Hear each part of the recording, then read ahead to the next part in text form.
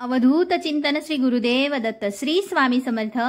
येत्या 26 फेब्रुवारीला महाशिवरात्री आहे। 2025 या सालची महाशिवरात्री या 26 फेब्रुवारीला असल्याने या दिवशी उपवास कसा करावा, पूजा विधी संपूर्ण माहिती आपल्या या व्हिडिओमध्ये सांगितलेली आहे।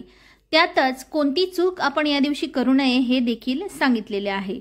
माघ कृष्ण चतुर्दशीला आपण महाशिवरात्री असे म्हणतो।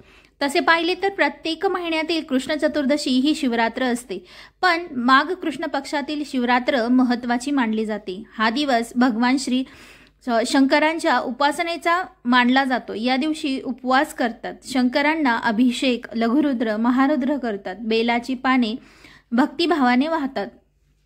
तर नेमकी पूजा कशी करायची आहे हे आपण आजच्या व्हिडिओमध्ये बघणार आहोत। जर आपल्याला मंदिरात जाऊन पूजा करणे शक्य झाले नाही तर आपल्या देवाऱ्यामध्ये जे शिवलिंग आहे त्याची पूजा आपण घरी कशी करायची हे आपण बघणार आहोत। आता बघा, आपल्या घरामध्ये आपल्या देवाऱ्यामध्ये शिवलिंग स्थापित केलेलेच असते।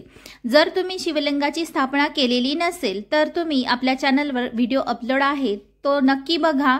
शिवलिंगाची स्थापना कशी करायची ते या व्हिडिओमध्ये सांगितलेले आहे।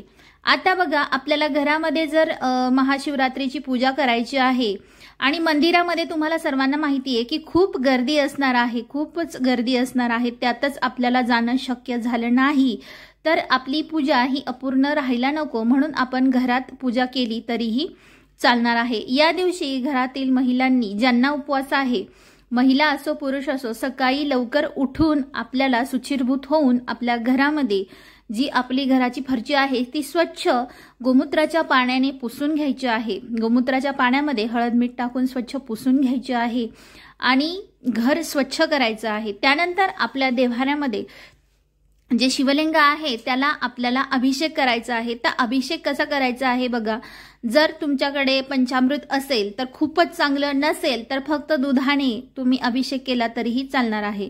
पंचामृतासाठी तुम्हाला माहिती आहे दही, दूध, तूप, साखर, मध याला मिक्स करून आपण पंचामृत तयार करून याचा अभिषेक करणार आहोत। सर्वप्रथम तुम्हाला पाण्याने अभिषेक करायचा आहे आणि त्यानंतर पंचामृताने अभिषेक करायचा आहे। आता अभिषेक करताना ओम नमः शिवाय किंवा श्री शिवाय नमस्तुभ्यम या मंत्राचा जप करत तुम्हाला अभिषेक करायचा आहे। आणि त्यानंतरही काय काय सेवा करायच्या आहे तेही मी तुम्हाला व्हिडिओच्या शेवटीपर्यंत सांगणार आहे, त्यामुळे व्हिडिओ शेवटपर्यंत बघा। या ठिकाणी अभिषेक झाल्यानंतर पुन्हा पाण्याने अभिषेक करायचा आहे आणि शिवलिंगाला स्वच्छ धुवून घ्यायचं आहे आणि त्याला त्याच्या जागेवर स्थापन करायचं आहे। स्थापन झाल्यानंतर आपल्याला शिवलिंगाला, तुमच्याकडे भस्म असेल तर भस्म लावू शकता किंवा चंदन असेल चंदन लावलं तरी चालेल किंवा अष्टगंध लावलं तरीही चालणार आहे। शिवलिंगाला आपण हळदी कुंकू अर्पण करत नाही, कारण ते वैरागी आहेत। भगवान शंकर हे वैरागी असल्यामुळे आपण त्यांना हळद कुंकू हे वाहत नसतो। त्यानंतर आपल्याला बघा, या ठिकाणी फूल जे असेल तुमच्याकडे, जर या दिवशी तुम्हाला धोत्र्याचं फूल भेटलं तर अतिशय उत्तम, ते तुम्हाला व्हायचं आहे। त्यानंतर बेलाची पानं तुमच्या यथाशक्ती तुम्हाला 11, 21, 3, 5, 11, 21 जेवढे तुम्हाला व्हायचे आहे तेवढे तुम्ही वाहू शकता।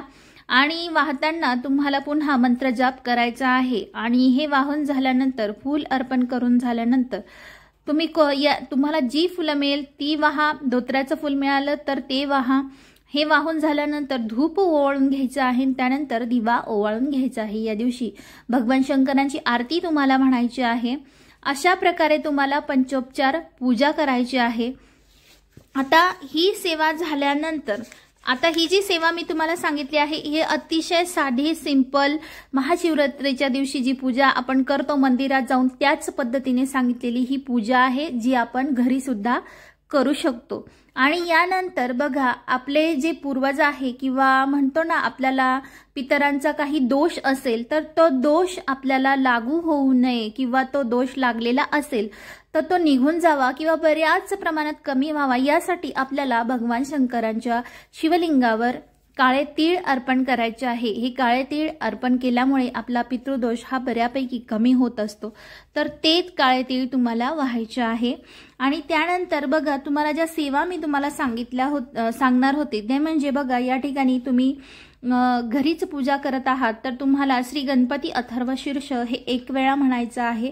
कारण की बघा, महाशिवरात्रीच्या दिवशी जितक्या तुम्ही सेवा करणार तितक्या तुमच्या आयुष्यातल्या अडचणी ह्या कमी होत असतात। भगवान शंकर हे लवकर पावन होत असतात, एकाच आवाजात आपल्याला पावन होत असतात। ते अतिशय भोळे आहेत, म्हणून तुम्ही त्यांची कोणतीही सेवा केली तरी ते आपली प्रत्येक इच्छा पूर्ण करत असतात। तर या ठिकाणी सेवा बघा, श्री गणपती अथर्वशीर्ष हे 1 वेळा म्हणायचं आहे। त्याच्यानंतर रुद्रपठण तुम्हाला करता आलं मग संस्कृत मराठी तर ते तुम्ही 1 वेळा करू शकता। गायत्री मंत्र ही 24 वेळा म्हणा किंवा मग 1 माळ जप करा। त्यानंतर संजीवनी मंत्र 11 वेळा म्हणायचा आहे। अमृत संजीवनी मंत्र हा 11 वेळा म्हणायचा आहे। महामृत्युंजय मंत्र हा 11 वेळा म्हणायचा आहे। कालभैरवाष्टक तुम्हाला 1 वेळा म्हणायचा आहे। शिवकवच तुम्ही 1 वेळा म्हणू शकता। शिवमहिम जे आहे ते तुम्हाला 1 वेळा म्हणायचं आहे। त्यानंतर 12 ज्योतिर्लिंग स्तोत्र हे देखील 1 वेळा म्हणायचं आहे। रामरक्षा 1 वेळा म्हणायचं आहे। श्रीसुक्त 1 वेळा म्हणायचं आहे। त्यानंतर शिव अष्टोत्तर नामावली ही 1 वेळा म्हणायची आहे। आणि शिवहर शंकर नमामि शंकर शिवशंकर शंभो हे गिरिजापती भवानी शंकर शिवशंकर शंभो हा जो मंत्र आहे तो 11 वेळा तुम्हाला म्हणायचा आहे। आता तुम्ही म्हणशाल की इतक्या सगळ्या सेवा करणं मला जमणार नाही किंवा तेवढा वेळ नसतो, काही गोष्टी काही अडचणी असतात, तर तुम्ही यापैकी फक्त श्री सुक्त म्हटलं तरीही चालणार आहे आणि त्यानंतर शिव अष्टोत्तर नामावली जी आहे ती म्हटली तरीही चालणार आहे। मंत्र हा सर्वांच्या तोंडी असतो शिवहर शंकरचा, तो तुम्ही म्हटला तरीही चालणार आहे। यापैकी तुमच्या मनाने तुम्हाला जेवढ्या सेवा करायला जमेल तेवढ्या सेवा तुम्ही करू शकतात। तर महाशिवरात्रीच्या दिवशी अशी सेवा तुम्हाला करायची आहे। पूजा मी तुम्हाला सांगितली आणि ती विधी कशी आहे ती देखील तुम्हाला सांगितली। उपवास कसा करायचा आहे, सकाळपासून उपवासाला सुरुवात होते। महाशिवरात्रीच्या दिवशी म्हणजेच 26 फेब्रुवारीच्या दिवशी उपवासाला सुरुवात होते आणि दुसऱ्या दिवशी 27 फेब्रुवारीला सकाळी पूजा वगैरे झाल्यानंतर तुम्ही उपवास सोडू शकता। या उपवासाला तुम्ही फळं, साबुदाणा खिचडी, रताळे, बटाटे खाऊ शकता। फक्त भगर या उपवासाला चालत नाही। भगर आपण या उपवासाला खायची नाही। बाकी उपवासाच्या चकली, पापड, वेपर्स तुम्ही या उपवासाला खाऊ शकतात। आता महिलांनो, महाशिवरात्रीच्या दिवशी सर्वात महत्त्वाची चूक म्हणजे या दिवशी तुम्हाला काळे वस्त्र परिधान करायचे नाही। तुम्ही या दिवशी तुमच्याकडे सफेद वस्त्र असेल घालू शकतात किंवा हिरव्या रंगाची साडी घालू शकतात, इतर कोणतेही रंग तुम्ही घालू शकतात, परंतु काळ्या रंगाचे वस्त्र तुम्हाला परिधान करायचे नाही। त्याचसोबत आपल्या घरी आलेल्या पाहुण्यांचा तुम्हाला अपमान करायचा नाहीये किंवा अपशब्द कुणाला बोलायचे नाही। या दिवशी चुकून आपल्याकडून चूक होत असते, कुणाला तरी आपण उद्धट बोलतो किंवा काही उपवास असल्या कारणाने तुम्हाला या दिवशी कुणालाही उद्धट बोलायचे नाही। अशा प्रकारची चूक आपल्या हातून घडू नये याची काळजी तुम्हाला घ्यायची आहे। आजच्या व्हिडिओमध्ये जितकी मला माहिती होती तितकी मी तुम्हाला सांगितलेली आहे। या व्यतिरिक्त तुम्हाला अजून कोणत्या सेवा आणि उपाय जमत असतील तर नक्कीच करा। महाशिवरात्रीचा उपवास हा अतिशय लाख मोलाचा असतो, तो या दिवशी तुम्हाला करायचा आहे आणि सेवा या तुम्हाला करायच्या आहेत।